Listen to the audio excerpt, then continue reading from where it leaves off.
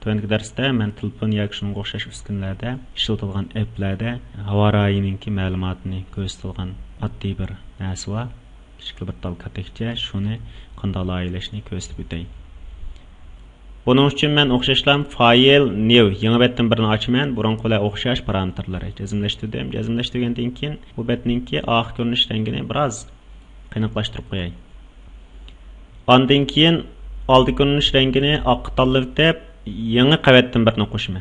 Yangi qavatdan birini qo'shib, mo'y qalamni tanlab, mo'y qalamning ichidagi har xil bulut shakllari bor. Biz oldin qatim ishlatgan shu xil bulut shakllarini ilib, bu yerga har xil bulutlarningki ko'rinishini beraman. Biroz cho'ngaytdim. Bu yerga bu xil shaklda bo'lsin. Mushkul shaklda bulutlarning ko'rinishini olay. Ondan keyin yo'l qurolining ichidagi bu tik to'rt bo'lgan shaklsiz qurolni tanlab, bu yerga bir dona tik to'rt bo'lgan olaman.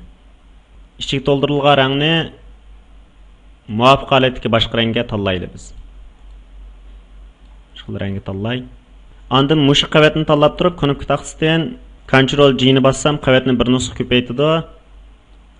Buni biroz yo'tkayman. Yo'tkab, buning ichiga to'ldirilgan rangni oq rangli qilib olay. Oq rangli bo'lsin. Ondan keyin bu ikkisiga o'rin beray. Mousening o'ng knopkasini chekdim. Ko'langi verdim. Ko'langining miqdorini muvofiq tangshayli. Rangni muvofiq tangshayli. Rangni tangshidim. Miqdori 3 bo'lsin, ma'u qimmat.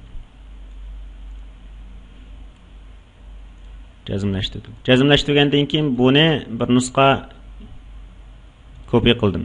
Ondan buningga navbatdagi unumni qo'shib berdim. Qo'shgandan keyin qarsam bu unum bundan toz yaxshi chiqmadi. Unda bo'lsa men buningga biroz qiynaqlashtiray. Undaroq qolayli. Olgandan keyin parametrlar o'xshash bo'lsin, jazmlashtirdim. Men endi yanlam shu shakl tanlash qurolidan, yo'l qurolining ichidagi shakl tanlash qurolidan mavi bulutninki suratini olaman. Ondan bu yerga shu shaklni sizdirman, shiftni bosib sizsam o'lchamlik chiqadi. Ichiga to'ldirilgan rangni oq rangda olayli. Oq rang bo'lsin, jazmlashtirdim. Buni o'tirqroq tangshay. Ondan tekst qurolini ilib, Urumchi deb yozay. Uyg'urcha xatni tanladim. Urumchi. Xatning rangi oq bo'lganligi uchun ma'qul shakl chiqib qoldi. Biz teglik oq bo'lganligi uchun uni boshqacharoq rangda olayli. Oqliroq rangda bo'lsin. Urumchi bo'ldi. Xatning razmeri 15. Menga keldim. Ondan keyin yana tekst quroli bilan bir son bekitib olaman. 33:0. Buni men Uyg'urchadan boshqa xat nusxasiga yo'tkizsam, xat nusxasining o'zgarishiga ergishib son o'zgaraydi. Masalan, men avval Uyg'urchadan chiqaribdi, ya. Robot xat nusxasiga yo'tkizdim. Parametrni 60 qilib bekitdim. Ma qimmatni biroz kichik qilay. 24 bo'lsin. Ondan buni ustiga surilgan qilib beray.